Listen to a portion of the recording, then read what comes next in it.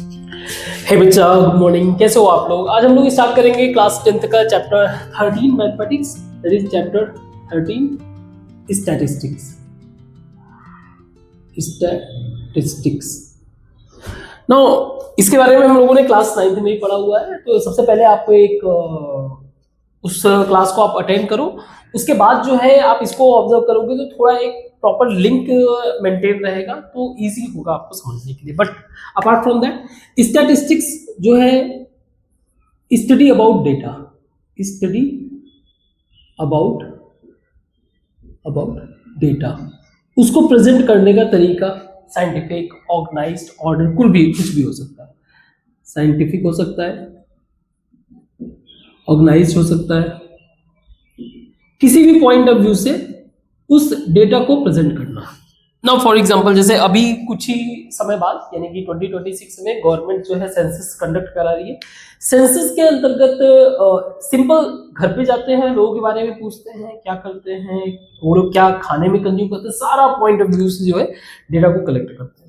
अब उसको प्रेजेंट करने के कई सारे रेफरेंस हो सकते हैं। मान लो उसी डेटा को हमें प्रेजेंट करना है जेंडर के बेसिस पे, तो ये फाइनली डिसाइड हो सकता है कि कौन से स्टेट में सेक्स रेशियो और कहाँ पे जो है ज्यादा है, कहाँ पे कम है, और अकॉर्डिंगली गवर्नमेंट एक्शन लेती है। अपार्ट फ्रॉम दैट, अगर मान लो डेटा को ही अगर एज के पॉइंट ऑफ व्यू से प्रेजेंट करना हो तो भी हम कर सकते हैं कि ज्यादा एजेड पीपल कहाँ है, ज्यादा यंग पीपल कहाँ है, ज्यादा बच्चे कहाँ है, उसके हिसाब से गवर्नमेंट क्या करेगी, पॉलिसी बनाएगी। और उसी में से अगर मुझे मल्टी डायमेंशनल पुअर पीपल या फिर रिच पीपल को भी डिफरेंस क्रिएट करना है, तो भी हम लोग उसको उस पॉइंट ऑफ व्यू से प्रेजेंट कर सकते हैं। तो इसका रोल बहुत ही ज्यादा है, खासकर जब हायर क्लासेस में जाओगे, रिसर्च में जाओगे, या फिर आप जॉब वगैरह में भी जाओगे, तो वहां पे अल्टीमेटली आपको डेटा प्रेजेंटेशन आना चाहिए, प्लस डेटा को इंटरप्रेट यानी कि उस डेटा को समझना भी आना चाहिए। ठीक है, तो चैप्टर बहुत इंपॉर्टेंट है। एग्जाम तो चलो छोड़ो, एग्जाम तो बहुत छोटी चीज है, बट रियल लाइफ एप्लीकेशन इसका ह्यूज है। इस बात को दिमाग में रखते हुए हम लोग पढ़ते हैं। तो जैसे आप क्लास 9th में पढ़े थे, दो तरीके का डेटा था, दैट इज अनग्रुप्ड डेटा और ग्रुप्ड डेटा। तो सिंपल ऐसे समझ लेते हैं, अनग्रुप्ड का मतलब ये हो गया कि वैसे डेटा जो आप सिंपल वे से डायरेक्ट कलेक्ट कर सको, और ग्रुप्ड का मतलब ये हो जाएगा कि ऐसे डेटा जो रॉ डेटा के ऊपर कुछ प्रोसेस किया गया, कोई काम किया गया। जैसे एग्जांपल के लिए, मैं मान लीजिए दिल्ली में हूं और कनॉट प्लेस में गया, रैंडमली लोगों से मिला और उनकी सैलरी पूछा। सपोज सैलरी एंड पर्सन, तो मैं गया पर्सन ए के पास, मैंने उनसे सैलरी पूछा, उन्होंने बताया मेरी सैलरी है 1 लाख रुपीज पर मंथ। ठीक है, ऐसे ही मैं गया पर्सन बी के पास, उनसे मैंने सैलरी पूछा, तो उन्होंने बताया कि मेरी सैलरी है 1.5 लाख रुपीज पर मंथ। मैं गया सी के पास, सी ने बताया सर मेरी सैलरी है 50,000 पर मंथ। और मैं गया डी के पास, तो उसने बताया सर मेरी सैलरी है 2 लाख रुपीज। तो ऐसे ही मैं लगभग 100 पीपल के पास गया। अच्छा, उसी समय मैं इस डेटा को ऐसे भी मेंटेन कर सकता हूं कि सैलरी जिनकी 50,000 थे, ऐसे मुझे लगभग 20 पीपल मिले।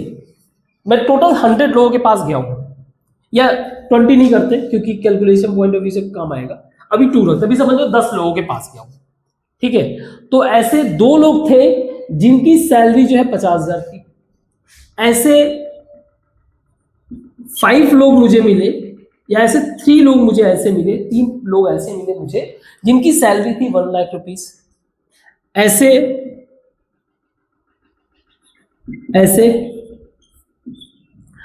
4 पर्सन मुझे मिले जिनकी सैलरी थी 1.5 लाख, और ऐसा 1 पर्सन मिला जिसका सैलरी था 2 लाख रुपीज। ठीक, अब इसी को मैं थोड़ा सा, ये भी अनग्रुप्ड डेटा ही है, ये भी एक तरह से अनग्रुप्ड डेटा है, क्योंकि आप जैसे क्लास में, एग्जांपल के लिए मैं एक डेटा मेंटेन कर रहा हूं, मैंने क्लास में बच्चों से पूछा कि अच्छा चलो 30 मार्क्स का पेपर था, जरा बताना 10 मार्क्स किसके हैं? 10 मार्क्स जितने लोगों खड़े हो जाओ तो खड़े हो गए, मैंने काउंट कर लिया 10 मार्क्स 5 स्टूडेंट, ठीक है। अच्छा जितने लोग 20 वाले हो जरा खड़े हो जाओ तो फिर इस तरह से ये दोनों ही एक तरह से अनग्रुप्ड डेटा हुए। तो ग्रुप्ड डेटा क्या होगा? ग्रुप्ड डेटा में थोड़ा सा प्रोसेस हो जाता है। ग्रुप्ड डेटा में जैसे मैंने रेंज क्रिएट कर दिया कि 50 लाख से लेकर 1 लाख तक, ठीक है, 1 लाख तक कितने लोग थे? 2 लोग। 1 लाख तक यानी कि 1 लाख से कम। 1 लाख से लेकर रुपीस 1 लाख से लेकर रुपीस 2 लाख तक कितने लोग मुझे मिले? 7 पीपल।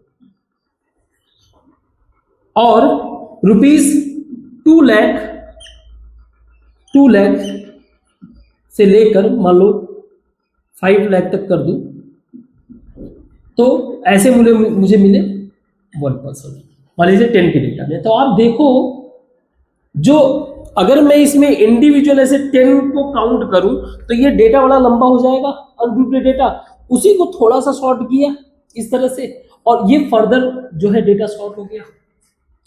तो ग्रुप्ड मेथड में हम क्या कर रहे हैं? डेटा को और भी ज्यादा ऑर्गेनाइज वे से प्रेजेंट करने की कोशिश करें। और प्लस इसका जो हम लोगों को ग्राफ पे प्रेजेंट करना था, हिस्टोग्राम हो गया, बार चार्ट हो गया, इसके बारे में हम लोगों ने पढ़ा था। तो ये हुआ अनग्रुप्ड और ग्रुप्ड डेटा, पहला ये इंट्रोडक्शन समझ में आया। ये क्लास 9th में हम लोगों ने किया हुआ है। नाउ आज का जो क्लास है वो बेसिकली हम लोग पढ़ेंगे मीन, डेटा का मीन, मोड और मीडियन। मीन्स ये भी एक प्रेजेंटेशन है, मीन्स इस डेटा में से इंफॉर्मेशन निकालना है। मीन हो गया, मोड हो गया और मीडियन, ये इस चैप्टर के क्या है? टॉपिक्स जो हम पढ़ेंगे। अब ये रिप्रेजेंट क्या करते हैं? ये रिप्रेजेंट करते हैं इस पूरे डेटा के सेंट्रल टेंडेंसी को। क्या रिप्रेजेंट करते हैं? Central tendency. मतलब सेंट्रल टेंडेंसी का मतलब क्या है? मतलब डेटा जो है ऑन एन एवरेज एक ही पॉइंट्स के आसपास जो है घूमते हैं। जैसे एग्जांपल के लिए मीन हमें रिप्रेजेंट करता है एवरेज को, मीन हमें बताता है एवरेज के बारे में। अब एवरेज का मतलब क्या होता है? जैसे मान लीजिए क्लास में ही बात करें, अगर मैं कहूं क्लास में ऑन एन एवरेज बच्चों के मार्क्स जो है वो 20 है 30 में से, तो आप ये एज्यूम करोगे ना हर एक बच्चे का मार्क्स 20 है। अगर मान लो यहीं पे करें, अगर मान लो ये 4 है, अगर इन 4 के मैं मुझे एवरेज निकालना हो तो मैं क्या करूंगा?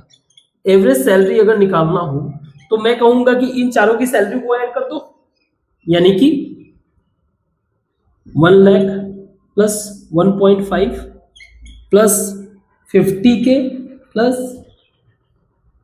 2 लाख बाई 4 कितना हो गया? ये 2 4 5 लाख बाई 4 यानी कि 1.2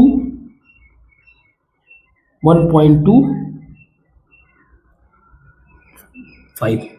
सो मैं ये कह सकता हूं कि अगर आप रैंडमली दिल्ली में मूव कर रहे हो तो ऑन एन एवरेज सैलरी जो है लोगों की 1,25,000 के आसपास आपको मिलेगा। तो ये भी क्या बता रहा है? एवरेज बता रहा है। बट ये एवरेज को अगर आप ध्यान से समझो तो ये जो वैल्यूज है वो सब में डिस्ट्रीब्यूट कर दे रहा है इक्वल, ठीक है। अभी बस फीलिंग लो, ये कर क्या रहा है? ये वैल्यू को सब में सभी पर्सन में इक्वल डिस्ट्रीब्यूट कर रहा है, इररिस्पेक्टिव किसी के बहुत ज्यादा है और किसी के बहुत कम है तो उसके बारे में ये कर रहा है। ये एग्जैक्ट वैल्यू नहीं देता है बट एक आइडिया दे देता है कि हाँ ऑन एन एवरेज जो है सबके इतने इतने जो है मार्क्स है या फिर सैलरी है। एवरेज हो गया। मोड क्या बताता है? मोड बताता है जो बार बार जो वैल्यू रिपीट हो, यानी फ्रीक्वेंटली रिपीटिंग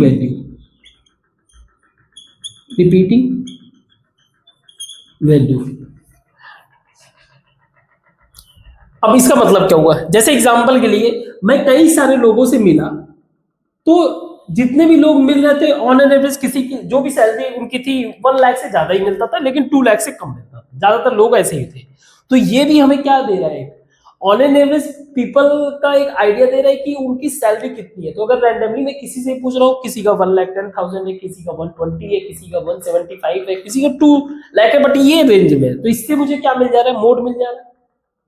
या अगर मान लो इसी में देखा जाए तो मुझे ज्यादातर लोगों की सैलरी जो है कितना मिल रहा है, 1.5 लाख। तो मैं ये एक आइडिया मिल जाएगा ना इस डेटा का कि लगभग दिल्ली में रहने वाले लोगों की ऑन एन एवरेज सैलरी लगभग 1.5 लाख इस तरह से है।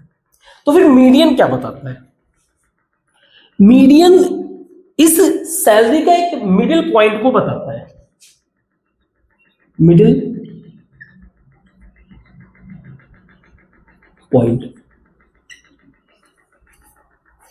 मिडिल पॉइंट का मतलब क्या हो गया कि पहले इस डेटा को आप ऑर्गेनाइज करो। ऑर्गेनाइज करना मतलब इंक्रीजिंग ऑर्डर और डिक्रीजिंग ऑर्डर, इंक्रीजिंग और डिक्रीजिंग ऑर्डर में पहले इसको ऑर्गेनाइज कर लो, डिक्रीजिंग ऑर्डर। और इसको ऑर्गेनाइज करने के बाद जो है हमें एक मिड वैल्यू मिल जाएगा, मिड वैल्यू मिल जाएगा। यानी कि ये मिड वैल्यू ये है कि जिससे नीचे बहुत सारे वैल्यूज हैं। मिड पॉइंट का मतलब क्या हो गया, मिड का इससे अबव कुछ वैल्यू है और इससे इससे बिलो कुछ वैल्यू है।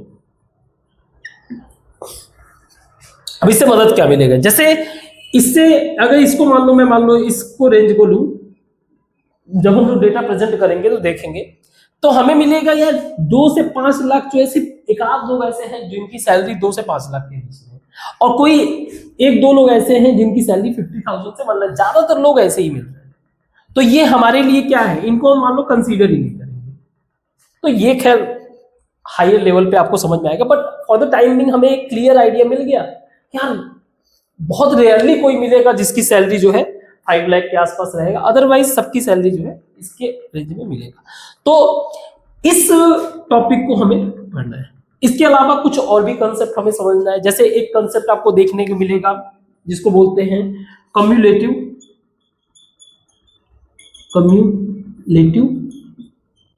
फ्रीक्वेंसी।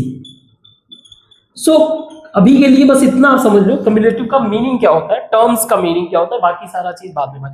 कम्युलेटिव का मतलब होता है एक तरीके से पाइल करना, पाइल अप करना।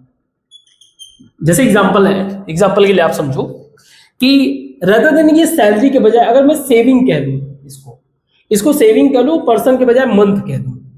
मान लो ये सेविंग हो गया और ये मंथ हो गया, और ये मंथ में ये जनवरी हो जाएगा, ये फरवरी हो जाएगा, ये मार्च हो जाएगा, ये अप्रैल हो जाएगा।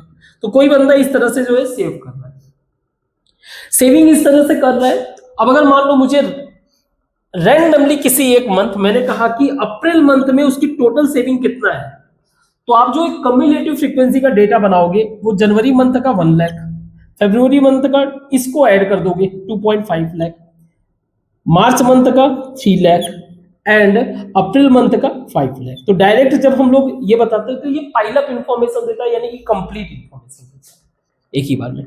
और इसको अगर हम लोग ग्राफिकल प्रेजेंटेशन करते हैं, इसका जो कर्व बनता है उसको बोलते हैं ओगिव्स। ओगिव्स, ओगिव्स एक फ्रेंच वर्ड है। क्या है? एक फ्रेंच वर्ड है जिसका मतलब ये होता है कर्व।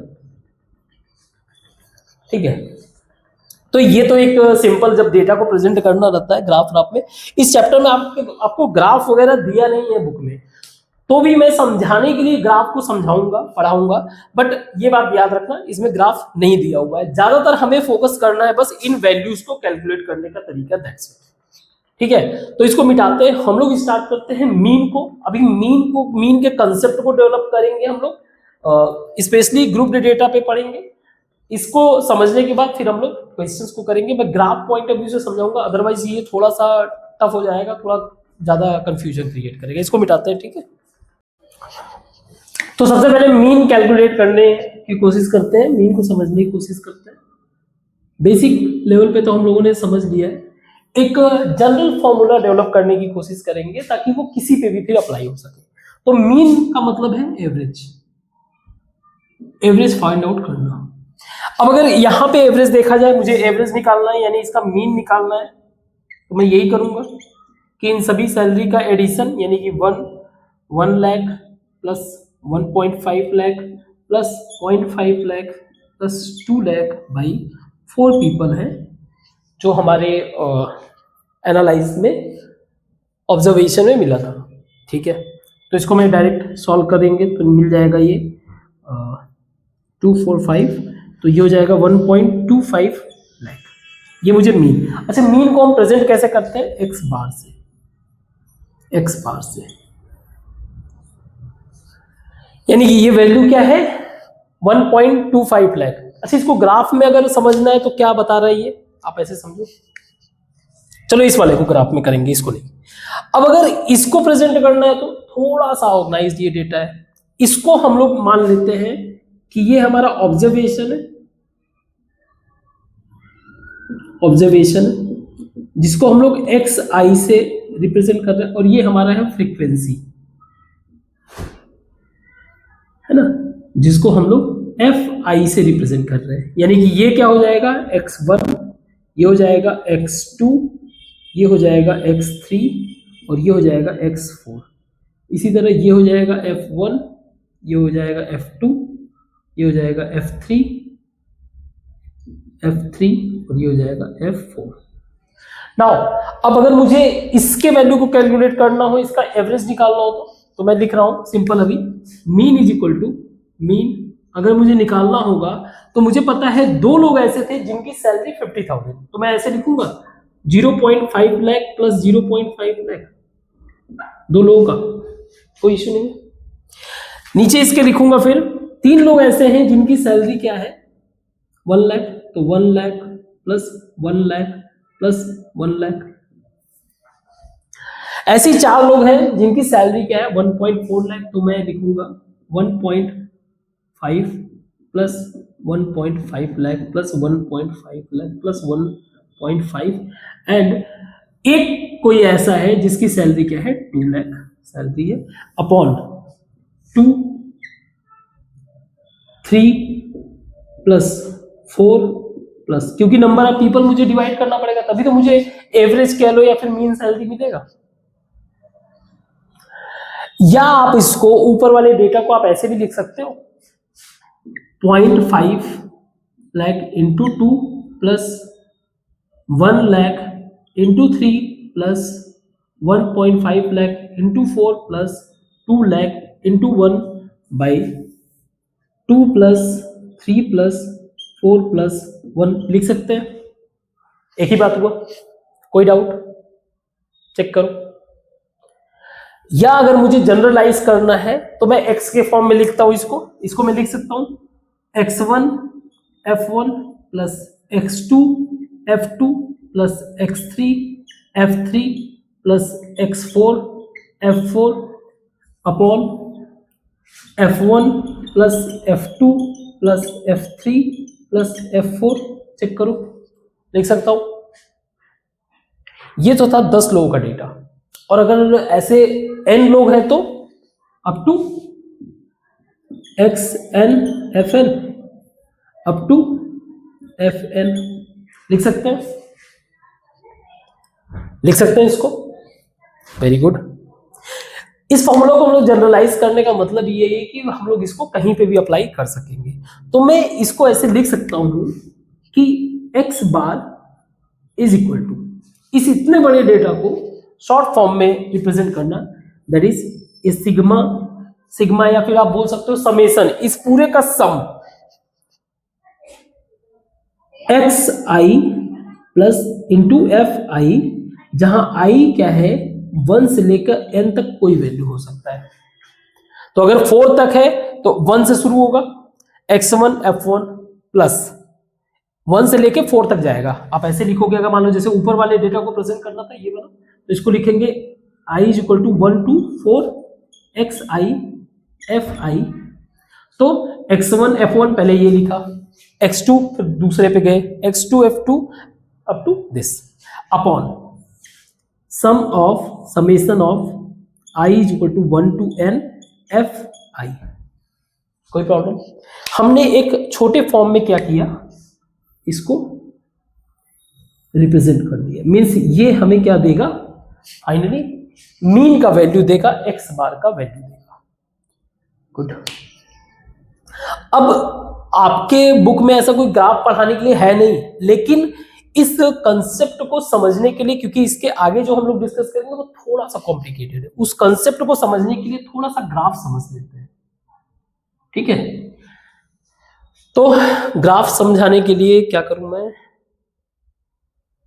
अभी सिंपल तरीके से समझाते हैं, जब आगे वाले पोर्शन को समझेंगे तो उसमें थोड़ा डिटेल में समझेंगे। सपोज करिए ये आपका एक ग्राफ है, ये आपका नंबर ऑफ पर्सन बता रहा है, नंबर ऑफ पर्सन जो हॉरिजॉन्टल लाइन है, और ये बता रहा है सैलरी। देखना एक ग्राफ प्रेजेंटेशन से कितना इजी हो जाता है। और अभी हम लोग, क्योंकि अभी भी ये कॉम्प्लिकेटेड है, हैवी कैलकुलेशन है, इस कैलकुलेशन को भी कैसे कम करना है वो भी देखेंगे। तो अगर मान लो मुझे ये पता करना है, मान लीजिए ये आपका 1 पर्सन, ये 2, ये 3, ये 4, इतना बहुत है। ये हो गया आपका 0.5 लाख, ये हो गया आपका 1 लाख, ये हो गया 1.5 लाख, और ये हो गया आपका 2 लाख, ठीक है।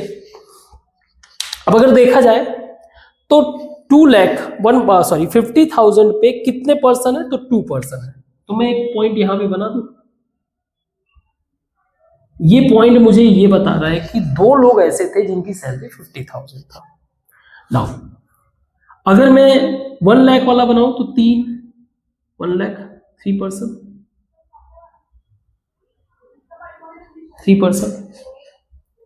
1.5 4 पर्सन,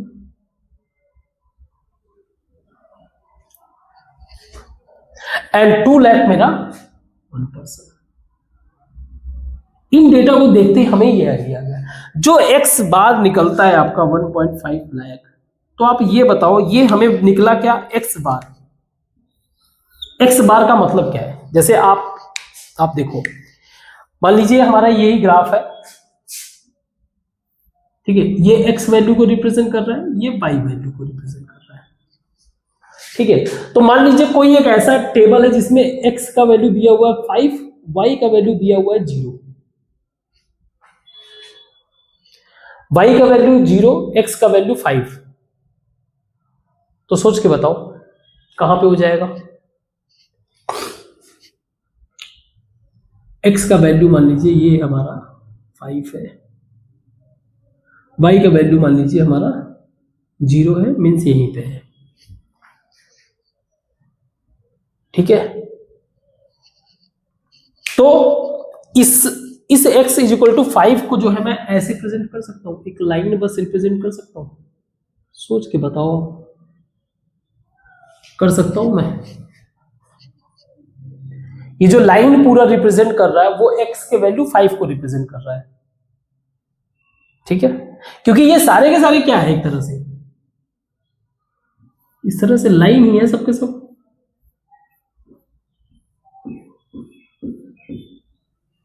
है ना। ऐसे ही ये वाला लाइन हमारा एक्स बार है, तो जो हमारा सैलरी आया 1.25 लाख, ये इस पॉइंट को रिप्रेजेंट कर रहा है। यहां पे एक 1.25 लाख सैलरी वाला, ये एक लाइन को रिप्रेजेंट कर रहा है। ये लाइन को बस आप ऊपर ऐसे शिफ्ट कर दो, एक्स बार। कोई डाउट? अब एक्स बार ये हमारा क्या है, एवरेज सैलरी। अब देखो, आप ध्यान से, इस एवरेज सैलरी से हमें ये आइडिया मिल गया कि देखो 1 लाख सैलरी और 1.5 लाख, इन दोनों को अगर हम लोग कंबाइन करें तो ये मैक्सिमम नंबर ऑफ पीपल इसके आसपास है।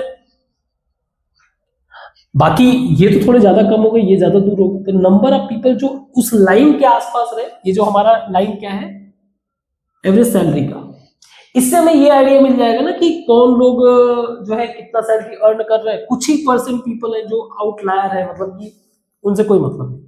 तो जब आप इस मेथड को थोड़ा सा इस पॉइंट ऑफ व्यू से ऑब्जर्व करोगे तो थोड़ा इजी होगा, क्योंकि आगे के टॉपिक को थोड़ा और ज्यादा टफ है इसलिए बोल रहा है, ठीक है। तो अभी तक हम लोगों ने जो एनालाइज किया, वो हम लोगों ने अनग्रुप्ड डेटा पे, अब ग्रुप्ड डेटा पे एनालाइज करेंगे, ठीक। और ये हमारा क्या हो गया, general formula to figure out the mean value. I hope आपको ये समझ में आया होगा कि रदर देन इतना बड़ा कैलकुलेशन सॉल्यूशन करने के बजाय हम लोगों ने क्या किया, एक छोटा सा ग्राफ बना के विजुअल प्रेजेंटेशन कर दिया। ठीक है, ठीक है, इसको मिटाते हैं और आगे डिस्कस करते हैं। अब सिंपल मीन एवरेज को कैलकुलेट करने के लिए हम क्या कर रहे हैं, डेटा को ग्रुप डेटा में कन्वर्ट कर दिए। तो ग्रुप डेटा में करने के लिए हमने क्या किया, क्लास यानी कि एक डिफरेंस क्रिएट कर दी। 50,000 से लेकर 1 लाख तक मैं लोगों को कंसीडर कर रहा हूँ, तो ये क्लास इंटरवल के बेसिस पे। लेकिन यहाँ पे प्रॉब्लम क्या है, जब हम लोग मीन कैलकुलेट करते हैं तो हमें निकालना रहता है XI बाई FI, तो यहाँ पे XI लेना ये मुश्किल रहता है, इसीलिए इसको हमें फिक्स एक XI निकालना रहेगा। तो एक सैलरी या कह लो क्लास सैलरी, इसको कह लो क्लास, क्योंकि ये क्लास इंटरवल है, क्लास इंटरवल इसको बोलते हैं, गैप इंटरवल, क्लास इंटरवल। अब इसको XI एक वैल्यू में कन्वर्ट करने के लिए करना क्या रहेगा, अपर लिमिट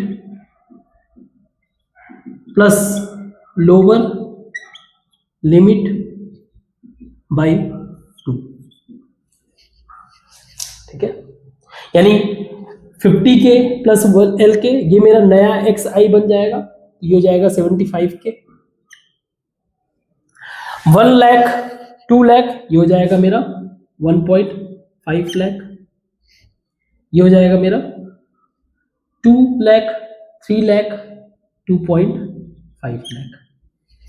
अब अगर मुझे कैलकुलेट करना रहेगा एवरेज, एवरेज या कह लो mean, mean that is X bar is equal to XI into FI, यानी 0.75 into 2 plus 1.5 lakh into 7 plus 2.5 lakh into 1 by 10। क्योंकि इस वाले डेटा को पिक नहीं कर रहे, अब 10 वाले पे वर्क कर रहे हैं, तो बस इसको आप समझने की कोशिश करो। नहीं ये ठीक है, ये डेटा सेम। ओके, तो ये क्या निकलेगा, ये कैलकुलेशन मैंने 4 के बेसिस पे किया था, है ना, तो खैर कोई नहीं, इस पे करते हैं, समझ में आएगा। तो कितना हो जाएगा ये 1.5 lakh plus 10.5 lakh plus 2.5 lakh by 10, ये हो जाएगा ये हो गया 14.5 lakh by 10 is equal to 1.4 lakh. ये मुझे एक्स बार का वैल्यू मिल गया।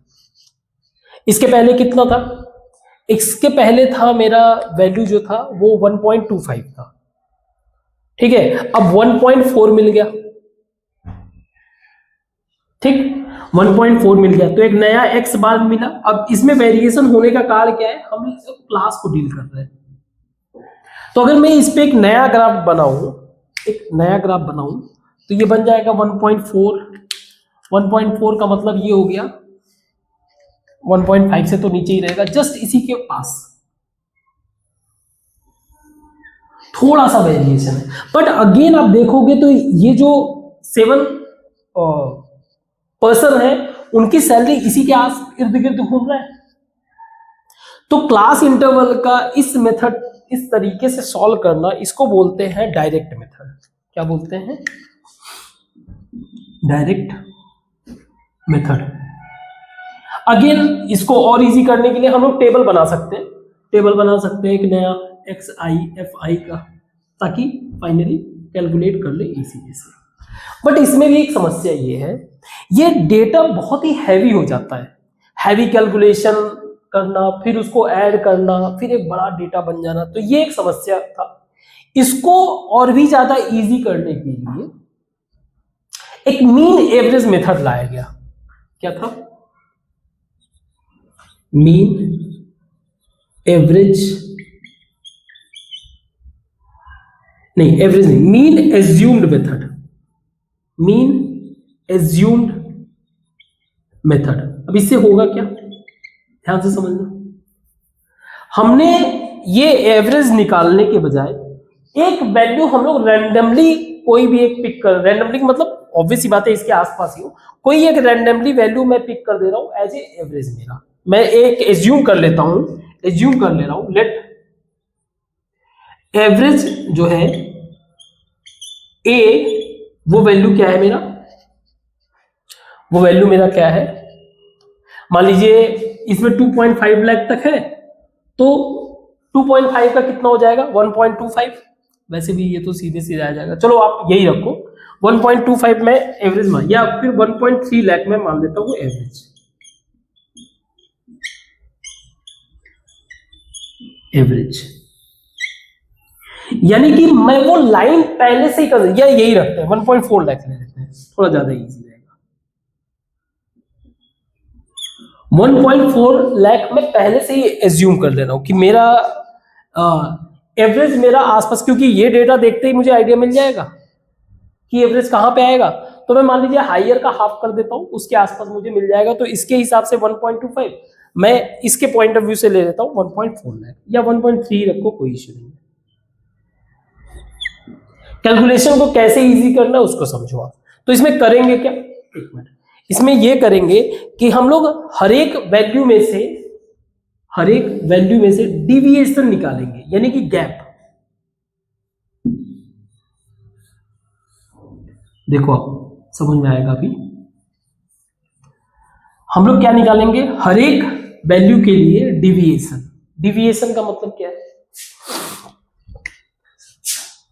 डिविएशन का मतलब हो गया एक्स आई माइनस ए, हर एक वैल्यू के लिए डिविएशन। तो अगर मैं यहां पे कर दूं डिविएशन, एक डी आई का वैल्यू, नया कैलकुलेशन के लिए एक वैल्यू निकाल रहा हूं, डी आई का वैल्यू क्या है, एक्स आई माइनस ए, यानी कि एक्स आई मेरा कितना है 1.3 लाख,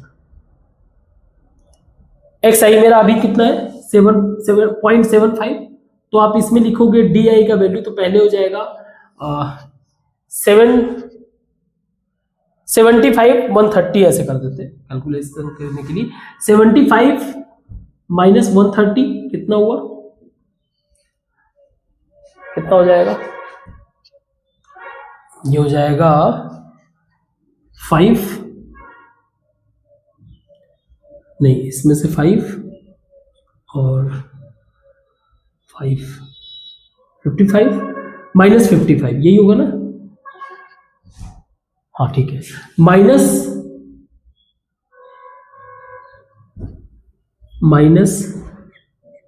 55 ये आया पहले वाले का। दूसरे वाले का वैल्यू एक्स आई मतलब 1.5 माइनस 1.3, तो ये हो जाएगा प्लस में, ये होगा आपका 5.5 है ना, सॉरी 0.5, 0.55 माइनस का। अब जरा इसको ऐड करेंगे तो कितना होगा, इसको ऐड करें, ये भी पॉइंट लाख में अगर देखा जाए तो 10, हाँ ठीक है अभी ठीक है, तो ये 0.55, या सिंपल वे में छोड़ो इसको ऐसे कर देते 55,000, ठीक है। इसमें से जब इसको माइनस करेंगे तो ये कितना हो जाएगा 1.5 माइनस 1.3, ये हो जाएगा 20,000 है ना, ये याद रखना, ये माइनस में, ये प्लस में 20,000, और 2.5 माइनस 1.3 इट बिकम 1.2 लाख, हाँ ठीक है 2 लाख। अब आप सोच के देखो हमने क्या किया, 75,000 को छोटा कर दिया, और 1.5 लाख ये वैल्यू छोटा हो गया, ये भी छोटा हो गया। अब जो नया हमें कैलकुलेशन करना है वो हमें करना है F I into D I. क्या करना है, F I into D I. तो इसमें आप मल्टीप्लाई करोगे तो कितना हो जाएगा, 1110 1.1, बट माइनस का 20 इंटू 7 1.4 लाख, ये 1.2 लाख। अब आप सोचो कितना छोटा डेटा हो गया। पहले कितना आता था, 1 इसको आप देखो कितना आता था, 1.5 इंटू से तो लगभग 10 लाख के पास चला जाता था। हम इसको शॉर्ट करने के लिए ये कर दिए। अब इसका जरा समीशन निकालो आप, इसका सम अगर आप निकालोगे तो क्या आ जाएगा, 1.1 लाख 1.2 लाख, तो 1 माइनस हो जाएगा, टोटल ऐड करोगे आप 1.5 लाख, आपको क्या मिला, सम। ठीक है, ये आपको सम मिला। अब अगर मुझे एवरेज निकालना हो, ठीक है, अब इस सिचुएशन में अगर मुझे एवरेज निकालना हो, मीन निकालना रहेगा, तो मीन के लिए हम लोग कर क्या रहे हैं, बेसिकली पहले जब एक्स आई था तो एक्स बार निकालते थे, यहां पे हम लोग डी बार निकालना है। हम लोग डिविएशन के कारण जो वैल्यू आ रहा है उसको निकालना है। तो है क्या वो चीज, ये हो जाएगा sigma F I D I by sigma F I, यही होगा sigma F I D I by sigma F I, यही होगा। डी आई की जगह हम लोग क्या लिख सकते हैं, सिग्मा एफ आई ब्रैकेट में एक्स आई माइनस ए लिख सकते हैं, अपॉन सिग्मा एफ आई लिख सकते हैं। ठीक है, गुड, इज इक्वल, इसको हम लोग लिख सकते हैं sigma F I X I minus A, क्योंकि कांस्टेंट है तो sigma F I upon sigma F I upon sigma F I.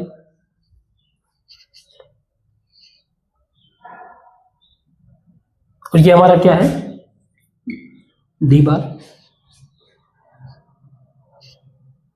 ये अगर आप देखोगे तो ये हमारा एक्स बार है और ये है हमारा माइनस ए, क्योंकि ये तो ये कैंसिल हो गया, और ये डी बार।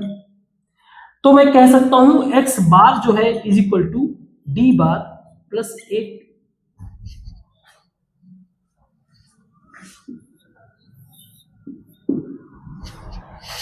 डी बार क्या होगा,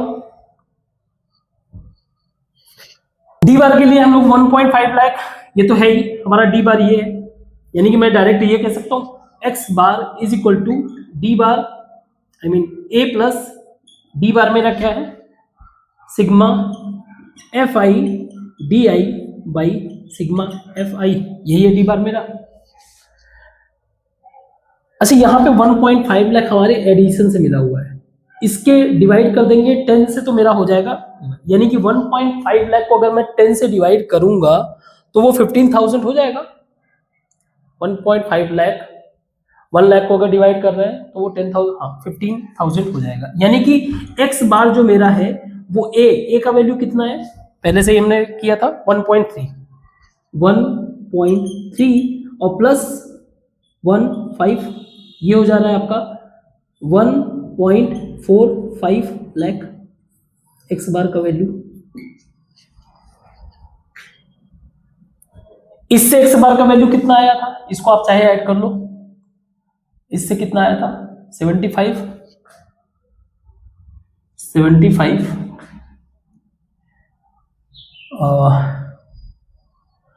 2.5 कैसे करें, 2.5 into 1 plus 1.5 into 7 plus 0.75 into 2 by 10, ये हमारा एक्स बार पहले वाले से था।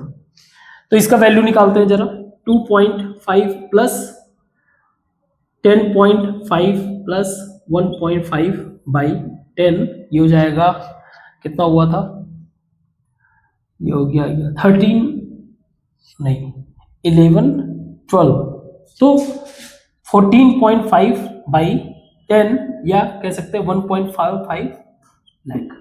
इसमें कोई डिफरेंस हुआ? फाइनली आंसर सेम हुआ, लेकिन सॉल्यूशन बहुत इजी हो गया। यहां पे हम लोगों ने कैलकुलेशन कितना हैवी किया था, यहां पे बड़ा छोटा कैलकुलेशन से काम चल गया, उसमें से भी कुछ माइनस था। तो जब हम लोग हैवी डेटा को डील करते हैं तो बहुत सारे माइनस प्लस अपने आप कट जाते हैं, तो हमें ज्यादा वेरिएशन अल्टीमेटली हमने एज्यूम किया था जो, बट अल्टीमेटली हमारा एक्स बार का वैल्यू वही था। ठीक है, इसको बोलते हैं मीन एज्यूम्ड मेथड। कर क्या रहे थे हम लोगों ने डिविएशन, ये गैप को हम लोगों ने मेजर कर लिया, एक गैप हमने निकाल लिया डिविएशन। और डिविएशन क्या था, एक पर्टिकुलर हम लोगों ने एक एवरेज फिक्स मान लिया, उसमें अगर कोई कमी है तो भी वो फाइनली कैलकुलेट करके सेम आ जाएगा। ठीक है, गुड। तो हम लोगों ने जो डिस्कस किया वो था एज्यूम्ड मीन मेथड या mean assumed method, whatever you want to say. दूसरा था, एक था डायरेक्ट मेथड। हम लोगों ने ये सारी चीजें डिस्कस कर लिया। अब हम लोग डिस्कस करेंगे स्टेप डेविएशन मेथड।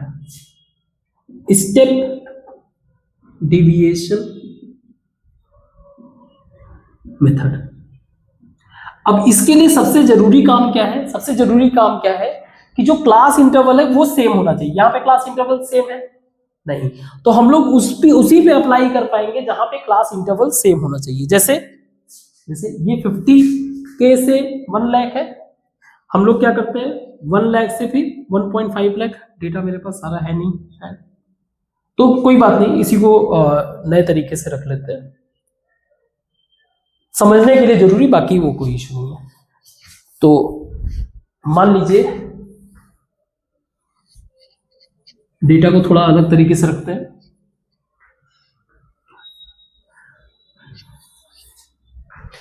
उस वाले से थोड़ा वैल्यूज अलग आएगा क्योंकि हम लोग अब रैंडमली डेटा अपने हिसाब से रख रहे हैं। तो सैलरी का क्लास इंटरवल दिया हुआ है, क्लास इंटरवल दिया हुआ है 50K से लेकर 1 लाख तक। 2 लोग हैं, पर्सन 2 पीपल। ठीक है, 1 लाख से लेकर 1.5 लाख तक, या ऐसे कर लेते हैं थोड़ा सही रहेगा। 1.5 लाख तक 2, 1.5 लाख से लेकर 2.5 लाख तक 7, 2.5 लाख से लेकर 3.5 लाख तक, या ऐसे करते हैं थोड़ा सा और भी ज्यादा बेहतर रहेगा, ऐसे कर देते हैं तो शायद हमारा डेटा सही हो जाए। 0 से लेकर 1 लाख के बीच में सैलरी जो था वो 2 पर्सन का था। 1 लाख से लेकर 2 लाख तक 7 पर्सन, एंड 2 लाख से लेकर 3 लाख तक 1 पर्सन। एक बात याद रखना, जब भी हम लोग 2 लाख वाला लिख रहे हैं तो अगर मान लो 2 लाख का कोई बंदा ऐसा मिल रहा है तो उसको हम लोग इस वाले में कैलकुलेट करेंगे, ना कि इस वाले में। अपर लिमिट वाला वैल्यू जो रहेगा वो फर्दर दूसरे वाले लेवल में एक्सटेंड हो जाता है। ओके, तो अभी तक हम लोगों ने जो डिविएशन मेथड पढ़ा था, यानी कि एज्यूम्ड मेथड के हिसाब से एक नया xi, क्योंकि ये ग्रुप डेटा है तो एक नया xi बना था हमारा। कैसे बना था? ये हो जाएगा 50K, ये हो जाएगा 1.5K, ये हो जाएगा हमारा 2.5K। इसके बाद हम लोगों ने एक डिविएशन बनाया था di, जो कि xi माइनस a था। a हमारा कितना था? a इस बार हम लोग मानते हैं 1.5 को, थोड़ा सा इजी रहेगा कैलकुलेट करना। तो यहां पे di का वैल्यू क्या हो जाएगा? di का वैल्यू 1.5 xi ये है, दिस माइनस दिस, तो ये हो जाएगा -1 लाख। दिस माइनस दिस ये हो जाएगा 0, दिस माइनस दिस ये हो जाएगा 1 लाख प्लस 1 लाख। ठीक है, अब देखो इस वाले में कितना इजी हो गया, -1 + 1 ये दोनों ऐड करेंगे तो ये 0 हो जाएगा। बट खैर DI में नहीं, हमें FI DI निकालना होता है। अब जो तीसरा हम लोग स्टेप डिविएशन मेथड में क्या कर रहे हैं, स्टेप डिविएशन मेथड में जो हम करेंगे वो ये है कि एक नया कंटेंट लेते हैं, UI क्रिएट करते हैं, जो कि DI अपॉन जो ये गैप है, जो क्लास का गैप है, ठीक है, क्लास का गैप कह लो इसको H क्या है, क्लास गैप। अब देखो अब कितना छोटा वैल्यू हो जाएगा ये, तो UI का वैल्यू निकालते हैं, 1 लाख अपॉन क्लास का गैप 1 लाख है, तो 1 बाई 1 वैल्यू आ गया सीधे, जो कि माइनस में है, तो माइनस में ये 0 बाई समथिंग वट एवर 0 हो जाएगा। ये 1 लाख, सॉरी ये 2.5 लाख, हाँ ठीक है, 1 लाख अपॉन 1 लाख, ये क्या हो गया 1 लाख, ठीक है, UI हमें मिल गया। अब निकालते हैं हम लोग FI इंटू UI, क्या हो जाएगा, F हमारा क्या है, ये है FI, 2 इंटू -1 तो -2 हो जाएगा, 7 इंटू 0 0, 1 इंटू 1 1, FI UI कितना हो गया -1, सम ऑफ FI UI कितना हो गया -1। अब हम U बार अगर निकालें, U bar is equal to sum of FI UI upon sum of FI। हम लोग प्रोसेस बेसिकली कर क्या रहे हैं, क्लास इंटरवल वाले चीज पे प्रोसेस कर रहे हैं।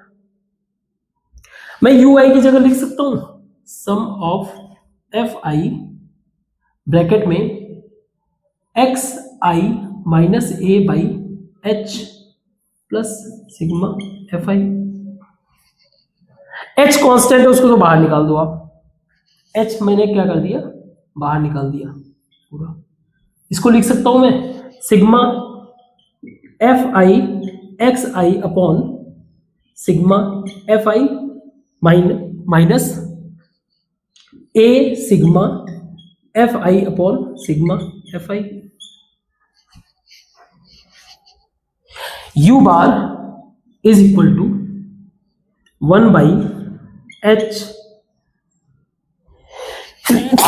सॉरी 1 बाई H, ये हो जाएगा मेरा X बार, ये मेरा X बार माइनस A,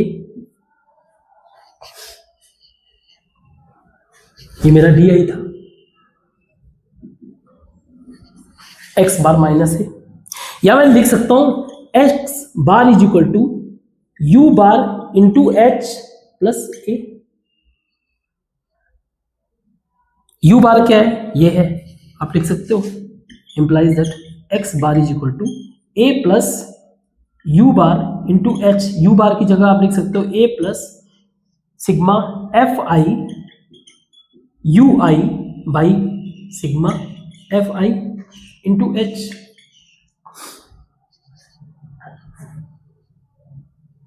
है ना, तो ये हो जाएगा हमारा, हम लोगों ने A क्या माना था इसमें हम लोगों ने A माना था 1.5 लाख, ठीक। हमारा FI UI पहले निकाल देते हैं, FI UI यानी U bar is equal to -1 by 10 आया, कोई डाउट, ठीक है, वेरी गुड। तो मैं X bar is equal to लिख सकता हूं A plus -1 by 10 into 1 lakh, ये हो जाएगा 1.5 लाख प्लस A मैंने 1.5 माना था, माइनस 1 बाई 10 इंटू 1 लाख हमारा गैप था, ठीक है, 1 लाख, ये हो जाएगा 10,000। So 1.5 minus 10,000 is equal to 1.4 lakh. आप चेक करो, जो पहले X बार हमने निकाला था वो 1.45, दूसरा वाला यानी कि जो हमारा कौन सा मेथड था, एज्यूम्ड मीन मेथड या व्हाटएवर, नाम इतना इंपॉर्टेंट नहीं है, ठीक है, उससे भी हमारा वैल्यू X बार का यही आया। और तीसरा जब हम लोगों ने स्टेप डिविएशन मेथड लगाया उससे भी हमारा वैल्यू क्या आया है, ऑलमोस्ट सेम ही आ रहा है। देखो थोड़ा सा गैप होने का कारण ये कि डेटा हमने हो सकता है थोड़ा बहुत इधर उधर कर दिया है, ठीक है, अदरवाइज ये भी 1.45 ही आता, लेकिन आसपास वैल्यू वही आ रहा है। बट आप इसमें ऑब्जर्व करने वाला चीज देखो, इसको कितना इजी मैंने कर दिया सॉल्व करना, -1 2 0 आ रहा है, सॉल्व करना इजी हो जा रहा है। सो ये 3 मेथड है, कौन कौन सा, एज्यूम, पहले तो डायरेक्ट मेथड हमें पता ही है, पहला था डायरेक्ट मेथड, दूसरा हमारा था एज्यूम्ड मीन मेथड, और तीसरा था हमारा स्टेप डिविएशन मेथड। बट अगर देखा जाए तो ये तीनों ही मेथड जो है एक दूसरे को कॉम्प्लीमेंट करते हैं। ऐसा नहीं है कि आप जो है इसको निकालोगे तो इसको निकालोगे तभी आप ये कर पाओगे, और इसको कर पाओगे तभी आप ये कर पाओगे, है ना। डी आई का इसमें यूज है, एक्स आई का यूज है। Getting my point? Very good. अब इससे बेसिस हम लोग क्वेश्चन को डील करेंगे, क्वेश्चन को सॉल्व करेंगे, और जितना ज्यादा प्रैक्टिस करेंगे उतनी ही ज्यादा क्लैरिटी आती जाएगी। बहुत ज्यादा डिटेल में नहीं जाना है आपको, बस ये ध्यान रखना है स्टेप डेविएशन हम लोग सिर्फ और सिर्फ उस पर अप्लाई करेंगे जिसका गैप सेम हो। अगर गैप डिफरेंट रहेगा तो उस पर अप्लाई ये वर्क नहीं करेगा, ठीक है। गैप सेम होना चाहिए। जैसे यहाँ पे गैप क्या था, वो गैप कितना था 1 लाख, तो गैप सेम होना चाहिए, इस बात को ध्यान रखें। तो क्वेश्चन करते हैं, इसको मिटाते हैं, ठीक है। इस एक क्वेश्चन को हम लोग डिस्कस करेंगे आज के लिए, एग्जांपल बस एक ही डिस्कस करेंगे, या देखेंगे अगर दूसरा भी पॉसिबल हो जाएगा तो भी डिस्कस कर लेंगे। बट पहले अभी इसका सारा डेटा हमारा गिवन है, ठीक है, मतलब गिवन सिर्फ इतना है, बाकी का सारा मैं कैलकुलेट किया हूं, लेकिन ये हम लोग स्टार्टिंग पॉइंट से कंसीडर कर रहे हैं। ये हमारा एक तरह से अनऑर्गेनाइज डेटा है, जहां पे 30 स्टूडेंट के मार्क्स दिए हुए हैं, ठीक है, 30 स्टूडेंट के मार्क्स दिए हुए हैं इस तरह से। 10 मार्क्स एक बच्चे ने गेन किया, 20 मार्क्स एक बच्चे, 36 मार्क्स 3 बच्चे, ऐसे टोटल 30 स्टूडेंट। फिर हम लोगों ने उस ऑब्जर्वेशन से एक्स आई और एफ आई हम लोगों ने कैलकुलेट किया, तो यहाँ पे हमें एक्स बार मिल जाएगा, दैट इज 1779 बाई 30। इसको आप कैलकुलेट करोगे, समथिंग आ जाएगा 315,973 59.3। इजी कैलकुलेशन, हमें पता है X bar is equal to होता क्या है, sigma F I X I by sigma F I. So ये वैल्यू हमारा क्या है, sigma F I X I, और ये है हमारा sigma F I, that is 30। Simple X bar का वैल्यू। तो ये हमें बता क्या रहा है कि ऑन एन एवरेज जो बच्चों के मार्क्स है वो 59-60 के आसपास है। अगर आप इसको देखोगे भी, करोगे भी, अगर हम लोग एक ग्राफ भी बनाए, ग्राफ से बना के अगर देखेंगे, तो जैसे एग्जांपल के लिए मैं ग्राफ बना देता हूं यहाँ पे,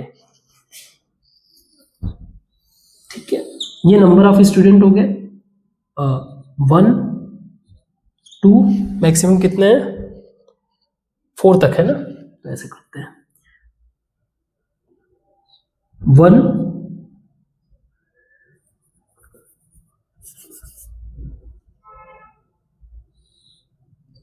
1 2 3 4। ये क्या है, हमारे नंबर ऑफ स्टूडेंट जो मार्क्स लेके आ रहे हैं, और ये कर लेते हैं हम लोग 10 से 10 20 30 40 50 60 70 80 90। एक हम लोग जो है एक एक्स बार लाइन ड्रॉ कर देते हैं जो आ रहा है 59.3। तो यहां पे ये हमारा क्या एवरेज। अब देखते हैं इसके आसपास में कितने हैं। तो जैसे एक बच्चा ऐसा है जिसके 10 मार्क्स हैं, एक बच्चा ऐसा है जिसके 10 मार्क्स हैं, ठीक है। ग्राफ आपको बनाना नहीं है, सिर्फ और सिर्फ आपका एक विजुअल प्रेजेंटेशन, विजुअल इंटरप्रिटेशन के लिए मैं बता रहा हूं, ठीक है। हमें बनाना नहीं है, हमें बस सॉल्यूशन ये वाले करने हैं। बट एक बार के लिए आपको ये माइंड में ये क्लैरिटी रहना कि हो क्या रहा है। एक बच्चा 20 मार्क्स, ठीक है। 36 3 बच्चे, ये 30 ये 36 3 बच्चे, वैसे यहां पे मैं लिख भी दे रहा हूं 3 बच्चे। 44 बच्चे, 4 बच्चे, 53 बच्चे, 53 बच्चे,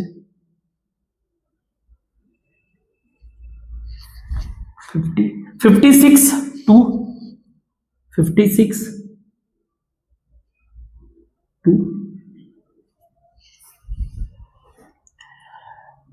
64 74 74 74 72 1 72 1 81 88 2 1 1 88 2 92 3 88 2 92 3 92 3 एंड 95 1 95 1। अब अगर आप देखो तो ज्यादातर डेटा जो है ये इनको छोड़ दें अगर, तो ज्यादातर डेटा इसी के आसपास घूम रहे हैं,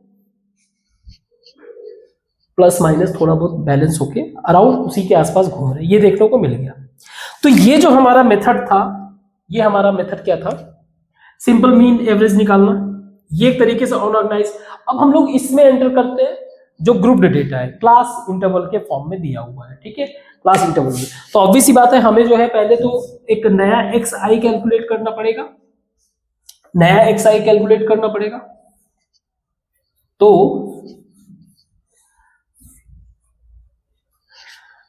नया xi हमने कैलकुलेट किया, पहले वाले मेथड से इसके पहले वाला मेथड हमने देखा थोड़ा सा लेंथी कैलकुलेशन था। अब xy यानी कि एज्यूम्ड मीन मेथड में चलते हैं, एज्यूम्ड मीन मेथड,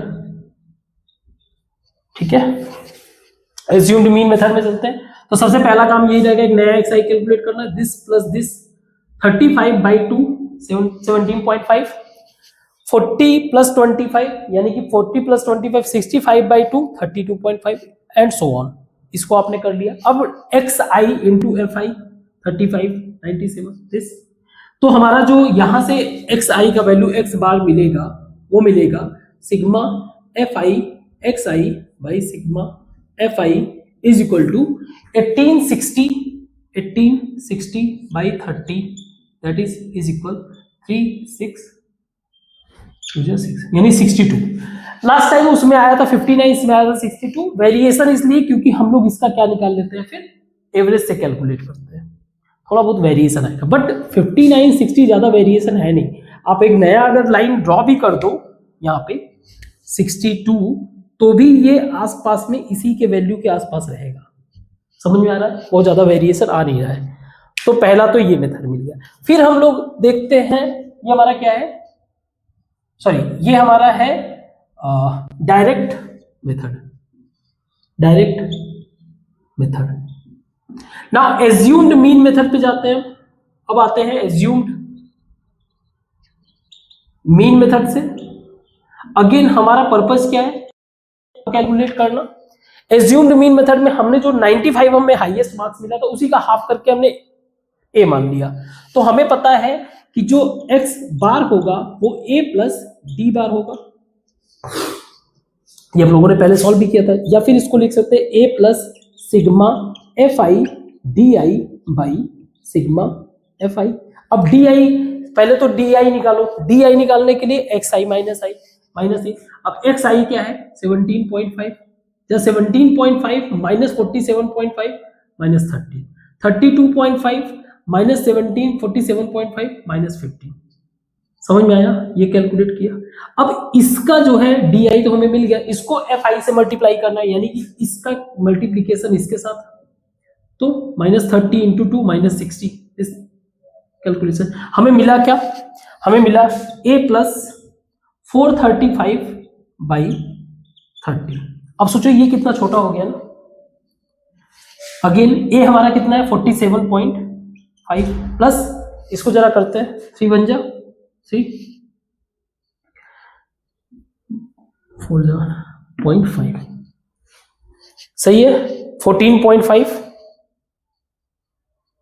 कोई डाउट? ठीक है, इसको जरा ऐड कर दो, x बार कितना आ रहा है 10 6 आ गया 62 एवरेज, सही है। बट आप कैलकुलेशन देखो कितना छोटा हो गया, कहां हम लोग 1800 कैलकुलेट कर रहे थे, अब कहां 435 कैलकुलेट करना पड़ता है, ठीक है। सिमिलरली हम लोग स्टेप डिविएशन में अगर जाए तो स्टेप डिविएशन करते हैं। स्टेप डिविएशन में क्या रहेगा, इसको मिटाता हूं। स्टेप डिविएशन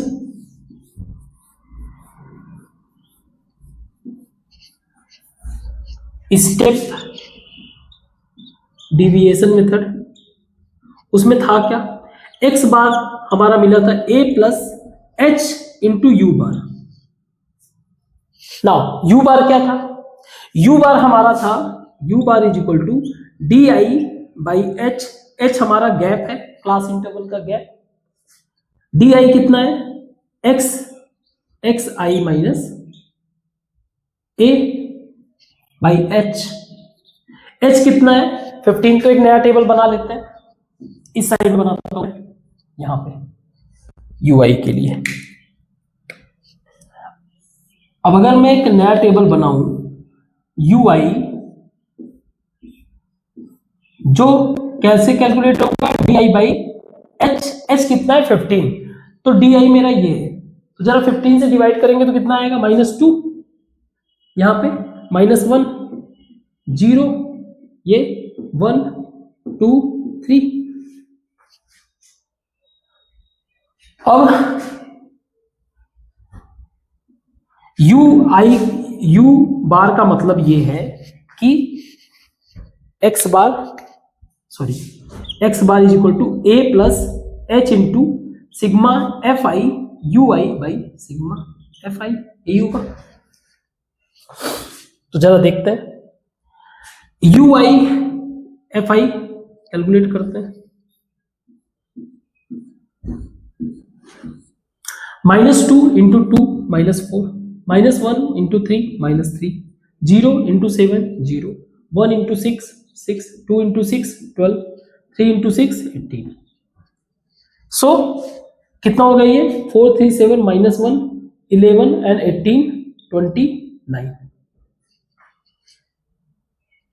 तो ये हो जाएगा 47.5 प्लस h जो है मेरा 15 है इंटू 29 बाई 30, इसको मैं कर सकता हूं 15 2 जा 30 and 2 14.5 again 47.5 plus 14.5, easy way से मेरा x बार आ गया अगेन 62। क्लियर? बट ये सॉल्यूशन आप देखो ना कितना, कहां आप 1800 कर रहे थे 435, कहां 29 से ही काम चल गया, वैल्यू सेम आया, एवरेज वैल्यू जो हमें फाइंड आउट करना था। ठीक है, समझ में आया? I hope. इसको मिटाते हैं और आगे क्वेश्चन डिस्कस करते हैं। तो ये 2 एग्जांपल हैं बचे हुए हमारे चैप्टर के। एक परसेंटेज ऑफ फीमेल टीचर्स के बारे में बताना है जो हमारे पूरे स्टेट्स और यूटी में डिस्ट्रीब्यूटेड है। तो 15 से 20% फीमेल टीचर जो है, ऐसे 6 स्टेट्स हैं जो रूरल एरिया में फीमेल लगभग सिर्फ और सिर्फ 15 से 20% है। 25 से लेके 35 ऐसे 11 स्टेट्स हैं जहां के रूरल एरियाज में वुमेन परसेंटेज यानी फीमेल टीचर का परसेंटेज 25 से 35। इन दिस वे ये डेटा दिया हुआ है। तो हम लोग एक्स आई निकाल सकते हैं, इसका एक मिड पॉइंट यानी 15 प्लस 25 ये निकाल सकते हैं। हमें ये फिगर आउट करना है उस एवरेज परसेंटेज यानी मीन परसेंटेज की ज्यादातर जो है कितने परसेंटेज हैं जो ऑन एन एवरेज जो है पूरे स्टेट में डिवाइड है इस तरीके से। तो हमें एक्स आई मिल गया, एक्स आई से हम लोग एक्स आई एफ आई निकाल सकते हैं मल्टीप्लाई करके इसी वे से। तो ये तो सिंपल मेथड हो गया। हम लोग डिविएशन मेथड यानी कि एक्स आई माइनस ए, जहां पे ए हमने एज्यूम किया हुआ है कितना, ए हमने एज्यूम किया है 50। ठीक है, ए हमने क्या एज्यूम किया है 50। तो 50 यानी कि 20 -50 -30, 30 -50 -20, इससे हमारा क्या हो गया, एक्स डी आई मेंटेन हो गया। तो हम लोग पहले तो एक्स बार हम लोग निकाल सकते हैं सिंपल वे से, F I X I upon sigma F I, ये कैलकुलेट आप कर सकते हो इजी वे से। अब ये भी अगर थोड़ा कॉम्प्लिकेट लग रहा है तो हम लोग चले जाते हैं दूसरे मेथड पे, ठीक, एज्यूम्ड मीन मेथड पे। एज्यूम्ड मीन मेथड पे गए तो हमारा कैलकुलेशन कुछ ऐसा था, आप देखो 10 10 इससे कैंसिल हो गया, इससे कैंसिल हो गया, 30 कैंसिल हो गया, डायरेक्ट जीरो आ गया। डी आई एफ आई, इसको जीरो नहीं निकालना, हमें डी आई और एफ आई निकालना है। तो डी आई एफ आई कैसे होगा, 6 इंटू दिस, आप कैलकुलेट करोगे तो X bar is equal to A plus D bar, यानी कि A plus sigma F I D I by sigma F I, ये हम कैलकुलेट कर सकते हैं। क्योंकि इसमें क्लास गैप सेम है तो इसके ऊपर हम लोग स्टेप डिविएशन मेथड भी लगा सकते हैं। देखो आप कितना वैल्यू छोटा हो गया, 10 का गैप है तो हमने 10 से डिवाइड किया तो 3 बचा, 2 बचा, 1 बचा, इस तरह से। तो हम लोग फर्दर क्या कर सकते हैं, इसी मीन को ऐसे भी निकाल सकते हैं, A plus H U bar का मतलब sigma F I U I by sigma F I. इन सारे वैल्यूज को आप पुट करके सिमिलरली आप वैल्यूज कैलकुलेट कर सकते हो। यू विल फाइंड कि सारे एक्स बार का वैल्यू जो है सेम मिलेगा, इजी कैलकुलेशन आप कर सकते हैं। दूसरा क्वेश्चन ये है, बुक में आप देख के सॉल्व कर लेना, कोई दिक्कत नहीं है। दूसरा क्वेश्चन ये कि नंबर ऑफ विकेट्स दिए हुए हैं, कितने बॉलर्स ने जो है कितने कितने विकेट लिए हुए हैं, ये रेंज में जो है वैल्यू। अब इसमें अगर आप देखोगे तो इसका जो क्लास इंटरवल है वो सेम नहीं है, तो इसमें हमें यू आई अप्लाई करना सही नहीं होगा। बट आप अप्लाई करना किसी एक वैल्यू को एज्यूम करके, जैसे एग्जांपल के लिए मैंने h को कंसीडर कर लिया, h इज इक्वल टू ज्यादातर सब 15 20 नहीं 25 नहीं 5 से तो डिवाइड हो ही रहे है ना। चलो h को हमने बुक में भी दिया हुआ है 20 मान लेना अगर ui से निकालना चाहते हो तो, अदरवाइज स्टेप डेविएशन पे मत जाना, सिर्फ एज्यूम्ड मीन मेथड से आप सॉल्व कर लेना, यही बहुत है। ठीक है, एज्यूम्ड मीन मेथड से सिंपल सारा वैल्यू मैंने लिख रखा है, बस कैलकुलेशन प्लस माइनस डिवीजन बस यही करना है। ठीक है, और ये भी देख लेना कितना डिफरेंस आ रहा है, कितना डिविएट हो रहा है वैल्यू जब हम लोग स्टेप डेविएशन, ये भी करके सॉल्व कर लेना। तो आई होप कि आपको समझ में आया होगा। मेन चीज इसके कंसेप्ट की क्लैरिटी, वो कंसेप्ट हमने क्लियर कर लिया हुआ है। अब इसके बेस जो एक्सरसाइज है वो हम लोग अगले क्लास में करेंगे। तो आज के लिए बस इतना ही रखते हैं। Thank you.